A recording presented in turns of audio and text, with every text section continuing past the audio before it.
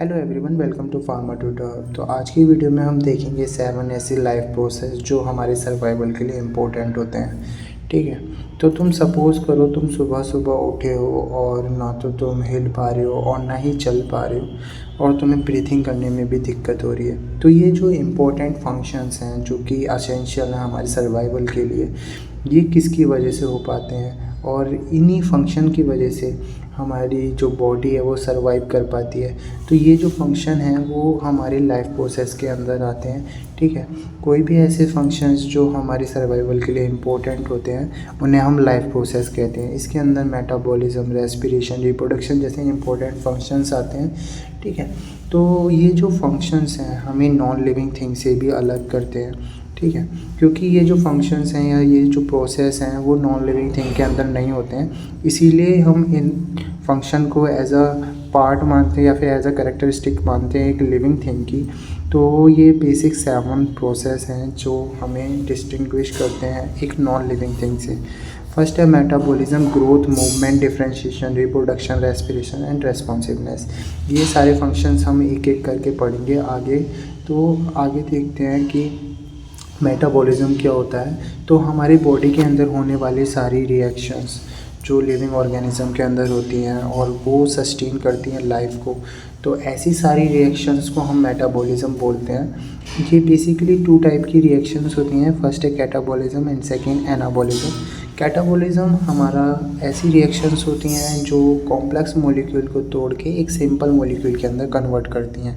ठीक है, ऐसी रिएक्शन जो कॉम्प्लेक्स मॉलिक्यूल को ब्रेक डाउन करती हैं और उससे के बाद में एक सिंपल मॉलिक्यूल को बनाती हैं, उसे हम कैटाबॉलिज्म बोलते हैं। इसको हम ऐसे समझ सकते हैं जैसे हमारा ग्लाइकोजन होता है जो एक स्टोर होता है हमारी बॉडी के अंदर, फिर ये टूट के ग्लूकोज के अंदर कन्वर्ट हो जाता है और ये ग्लूकोज फिर बाद में ब्रेक डाउन होके एटीपी जनरेट करता है। तो ये जो प्रोसेस है पूरा, इसके अंदर ब्रेक डाउन होता है हमारा कॉम्प्लेक्स मॉलिक्यूल जो कि ग्लाइकोजन है और एक सिंपल मॉलिक्यूल में वो कन्वर्ट होता है जो कि हमारी बॉडी बाद में यूटिलाइज करती है जो भी रिक्वायरमेंट है हमारी बॉडी की। तो ये पूरा प्रोसेस कैटाबॉलिज्म के अंदर आता है। ठीक है, फिर है हमारा एनाबॉलिज्म। एनाबॉलिज्म एक ऐसा प्रोसेस होता है जिसमें क्या होता है, हमारे जो सिंपल मॉलिक्यूल्स होते हैं वो कॉम्प्लेक्स मॉलिक्यूल के अंदर कन्वर्ट होते हैं, है ना। तो ऐसी कोई भी रिएक्शन जो सिंपल मॉलिक्यूल को अटैच करके जोड़ के फिर एक कॉम्प्लेक्स मॉलिक्यूल बनाती है उसे हम एनाबॉलिज्म बोलते हैं। ठीक है, सिंपल अगर हम देखें तो एनाबॉलिज्म का एग्जांपल जैसे हमारी बॉडी कुछ इनटेक करती है, उसके बाद में वो बॉडी के अंदर डाइजेस्ट होता है, फिर उससे कुछ न्यूट्रिएंट्स एक्सट्रैक्ट होते हैं और वो न्यूट्रिएंट्स के अंदर बाद में वो ऐड होते हैं और एक कॉम्प्लेक्स मॉलिक्यूल बना के हमारी बॉडी के अंदर स्टोर हो जाते हैं। तो ये पूरा रिएक्शन जो है वो एनाबॉलिज्म के अंदर आता है। इसके एक एग्जांपल देखें तो हमारी बॉडी के अंदर amino acid as a nutrients हमारा एक्सट्रैक्ट हुआ। अब ये अमीनो एसिड क्या होगा, बाद में हमारी बॉडी जो होगी इसको प्रोटीन के अंदर कन्वर्ट कर लेती है जो बाद में यूज़ किया जाएगा। तो ये जो रिएक्शन है ये एक एनाबॉलिज्म की रिएक्शन है और इन दोनों रिएक्शन का होना बहुत ज़्यादा ज़रूरी है हमारी बॉडी के अंदर। तुम खुद ही देखो, अगर हमारी बॉडी के अंदर सारे रिसोर्स ख़त्म हो जाएंगे तो हमारी बॉडी सर्वाइव नहीं कर पाएगी। एक टाइम के बाद में लिमिटेड सोर्सेज होते हैं हमारी बॉडी के अंदर, अगर वो रिसोर्सेज ख़त्म हो जाएंगे फिर हमारी बॉडी सर्वाइव नहीं कर पाएगी। इसीलिए हमें फूड की रिक्वायरमेंट रहती है जो कि बाद में जब कैटाबॉलिज्म होता है तो एनाबॉलिज्म भी उतना ही होता है जिससे कि हमारा कैटाबॉलिज्म और एनाबॉलिज्म बैलेंस हो सके। ठीक है, तो ये सारी चीज़ें जो होती हैं हमारी मेटाबॉलिज्म के अंदर आती हैं। सेकंड होता है हमारा ग्रोथ। तो ग्रोथ कोई भी हमारी बॉडी के अंदर साइज़ में चेंज होना, मतलब हम जब छोटे थे तो हमारी बॉडी का साइज शेप छोटा था और जैसे जैसे हम बड़े हुए, अडल्ट हुए, तो क्या हुआ, हमारी बॉडी का साइज़ बढ़ा, साइज़ का मास बढ़ा, वेट बढ़ा और हमारी बॉडी का स्ट्रक्चर भी चेंज हुआ। तो ये सारी चीज़ें हमारी ग्रोथ के अंदर आती हैं। तो हम ऐसे कह सकते हैं कि ओवरऑल ग्रोथ जो होती है उसमें हमारा साइज़ का बढ़ना, मास का बढ़ना, नंबर ऑफ़ सेल का बढ़ना, ये सारी जो चीज़ें हैं वो ग्रोथ के अंदर आती हैं। तो बेसिकली हमारी ग्रोथ के अंदर 2 तरीके की चीज़ें हैं जो कि इन्वॉल्व होती हैं। एक है हाइपरप्लेजिया एंड हाइपरट्रोफी। ठीक है, ये ग्रोथ होने में बहुत ज़्यादा इम्पोर्टेंट फैक्टर्स होते हैं। हाइपरप्लेजिया के अंदर क्या होता है, हमारी जो बॉडी होती है उसके अंदर सेल का नंबर बढ़ने लगता है। जैसे जैसे हमारी सेल का नंबर बढ़ता है वैसे वैसे टिश्यू का स्ट्रक्चर बढ़ता है, जो कि बाद में हमारी ओवरऑल ग्रोथ में अपना पार्ट इन्वॉल्वमेंट शो करता है। फिर होता है हाइपरट्रोफी। इसके अंदर हर एक सेल का जो साइज होता है वो इंक्रीज़ होता है। तो इस कंडीशन या फिर इस प्रोसेस को हम हाइपरट्रोफी बोलते हैं, ठीक है। तो ये सारी चीज़ें थी ग्रोथ के अंदर। फिर आती है हमारी मूवमेंट। क्या होता है, मूवमेंट हमारी बॉडी के अंदर कोई भी ऐसी चीज़ें या फिर कोई भी ऐसा चेंज जो कि पोजीशन की वजह से होता है ना, या फिर कोई ऑर्गेनिज्म एक प्लेस से दूसरी प्लेस पे जा रहा है, तो इस पूरे प्रोसेस को हम बोलेंगे मूवमेंट। तो ये मूवमेंट बेसिकली 2 टाइप से होती है, जिसके अंदर हमारा लोकोमोशन एंड इंटरनल मूवमेंट आती है। तो मूवमेंट जो है वो हमारी बॉडी के अंदर भी होती है और बाहर भी हो सकती है, ठीक है। अब ये जो मूवमेंट है वो बेसिकली मोशन की वजह से होती है, वही मोशन जो हमने 9th क्लास में पढ़ा था, ठीक है। अब ये मोशन कुछ भी हो सकता है, ठीक है। जैसे हमारी पलकों का झपकना हो गया, हमारा दौड़ना हो गया, खाना का पचना हो गया, ये सारा मूवमेंट की वजह से होता है, ठीक है। तो ये जो मूवमेंट है, कोई भी अपना ऑर्गेनिज्म एक पोजीशन से दूसरी पोजीशन पे जा रहा है, ठीक है। पोजीशन का चेंज होना मूवमेंट के अंदर आता है, ठीक है। अब ये जो मूवमेंट है, अगर कोई भी बॉडी एक प्लेस से दूसरी प्लेस पे जा रही है, यानी कि ओवरऑल मूवमेंट हो रहा है एंटायर बॉडी का, तो इस प्रोसेस को हम बोलेंगे लोकोमोशन। जैसे यूजुअली पहले क्या होता था, हमारे जो ऑर्गेनिज्म है या फिर कोई भी एनिमल है वो फूड को फाइंड करने के लिए एक प्लेस से दूसरी प्लेस में जाता था।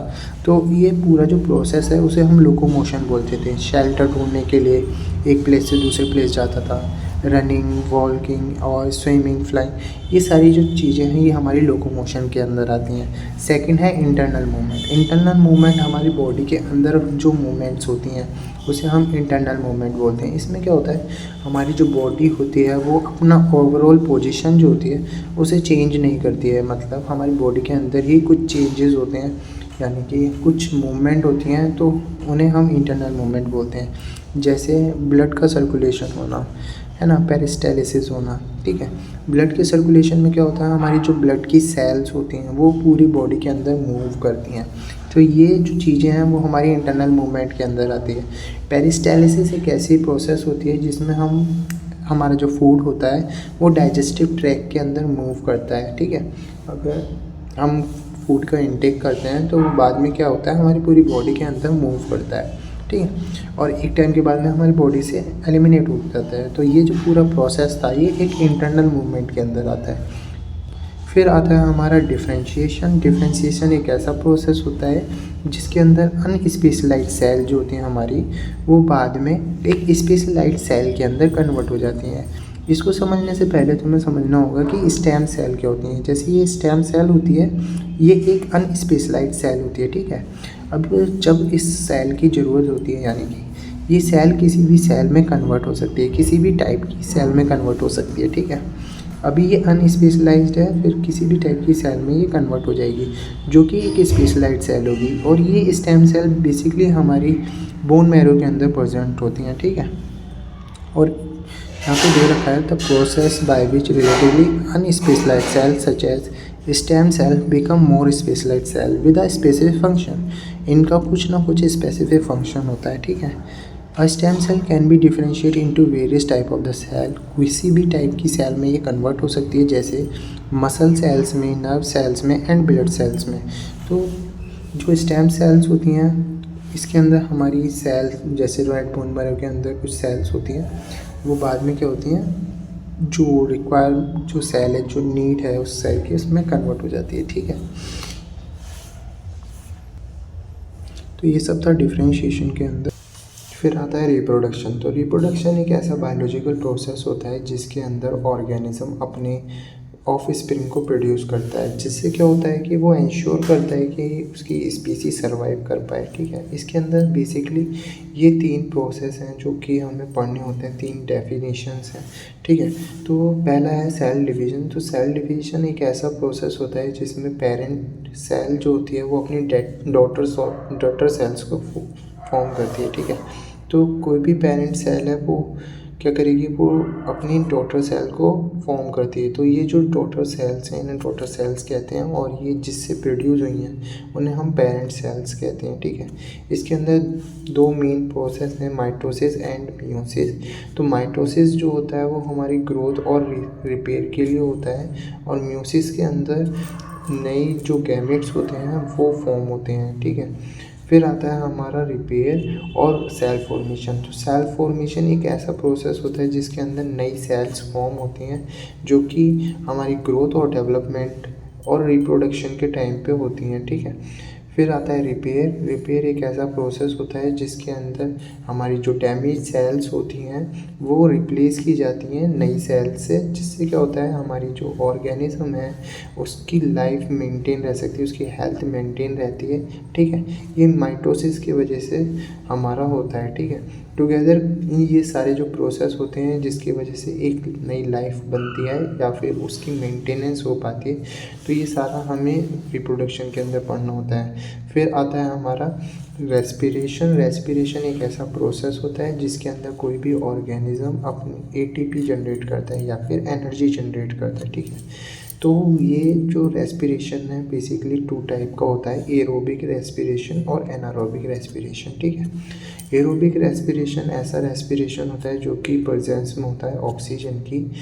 ठीक है, तो इसके अंदर क्या होता है, हमारा जो स्टोर्ड ग्लूकोज होता है वो ऑक्सीजन की प्रेजेंस में हमारा एटीपी को फॉर्म करता है। ठीक है, तो ये जो प्रोसेस है ये एरोबिक रेस्पिरेशन कहलाता है। ठीक है, फिर आता है एनारोबिक रेस्पिरेशन। तो इसके अंदर क्या होता है, अब्सेंस होती है ऑक्सीजन की, मतलब हमारी बॉडी के अंदर ऑक्सीजन प्रॉपर नहीं जा रही होती है, जिससे क्या होता है जब सप्लाई नहीं होती है ऑक्सीजन की तो लेस एनर्जी प्रोड्यूस होती है उस टाइम पे, और जो ग्लूकोज होता है वो कुछ बाय प्रोडक्ट प्रोड्यूस करता है जैसे कि लैक्टिक एसिड। ठीक है, और इथेनॉल। तो ये जो दोनों ही प्रोडक्ट हैं ये हमारी मसल के अंदर क्रैम्प्स लाते हैं। ठीक है, और कार्बन डाइऑक्साइड ये हमारा बाय प्रोडक्ट हम एक्सेल आउट कर देते हैं। ठीक है, तो ये सारे जो चीज़ें हैं वो हमारा रेस्पिरेशन के अंदर आता है। तो अगर हम शॉर्ट में कहें रेस्पिरेशन क्या होता है, तो ये एक ऑर्गेनिज्म किस तरीके से एनर्जी जनरेट करते हैं, मतलब एक फ्यूल को प्रोड्यूस करते हैं जो कि हमारी डेली एक्टिविटीज़ को करने में मदद करता है। तो ये सारी चीज़ें हमारे रेस्पिरेशन के अंदर आती हैं। नेक्स्ट है हमारा रेस्पॉन्सिवनेस। रेस्पॉन्सिवनेस एक ऐसी एबिलिटी होती है ऑर्गेनिज्म की जो कि डिटेक्ट करने में किसी भी बाहर का जो भी चेंजेस हो रहे हैं इन्वायरमेंट के अंदर, तो उसे डिटेक्ट करने में मदद करती है। तो ये सारी चीज़ें हमारी रेस्पॉन्सिवनेस के अंदर आती हैं। ठीक है, तो ये रेस्पॉन्सिवनेस जो होता है मेनली हमारा नर्वस सिस्टम और हार्मोनल सिस्टम जो होते हैं वो कंट्रोल करते हैं। नर्वस सिस्टम क्या करता है, अगर हमारी बॉडी के अंदर क्या होता है कि अगर हमारी आइज़ के सामने कोई लाइट को जला देता है, ठीक है, तो क्या होगा कि हमारी आइज़ ब्लिंक कर जाएंगी, हमारी पलकें जो होंगी वो ब्लिंक कर जाएंगी। तो ये एक रेस्पॉन्सिव हमारा क्या होता है एक्शन होता है हमारी बॉडी का, जो कि एक्ट करता है कोई भी स्टिमुलस के अकॉर्डिंग। ठीक है, ऐसे ही क्या होता है कभी कभी हमारा हाथ गर्म चीज़ पे लग जाता है तो हम अपने हाथ को पीछे हटा लेते हैं। तो ये सारी चीज़ें रेस्पॉन्सिवनेस के अंदर आती हैं जो कि हमारा नर्वस सिस्टम कंट्रोल करता है। ऐसे ही हमारे ब्लड के अंदर जब ग्लूकोज लेवल इंक्रीज़ हो जाता है तो हमारी बीटा सेल जो होती हैं पेनक्रियास की वो इंसुलिन को रिलीज़ करना चालू कर देती हैं। फिर क्या होता है, ये जो इंक्रीज अमाउंट होता है हमारा ग्लूकोज का, हमारी सेल इस ग्लूकोज का यूज़ करती हैं और इससे एनर्जी बनाती हैं या फिर कुछ भी प्रोडक्ट बनाना है वो बनाती हैं, जिससे हमारे ब्लड के अंदर जो ग्लूकोज लेवल होता है वो कम हो जाता है। तो एक बैलेंस ग्लूकोज लेवल होना हमारी बॉडी के अंदर ज़रूरी है। अगर ग्लूकोज लेवल ज़्यादा होता है ब्लड के अंदर तो हमारी बॉडी क्या करती है, उसे मेंटेन करने के लिए कुछ हार्मोन जैसे इंसुलिन को सीक्रेट करती है, जो कि एक रेस्पॉन्सिव एक्शन है। तो ये सारी चीज़ें हमारी रेस्पॉन्सिवनेस के अंदर आती है। ठीक है, सो थैंक्स फॉर वॉचिंग। आज बस इतनी 7 बेसिक लाइफ प्रोसेस हमने कवर कर लिया। नोट्स आप टेलीग्राम से डाउनलोड कर लेना।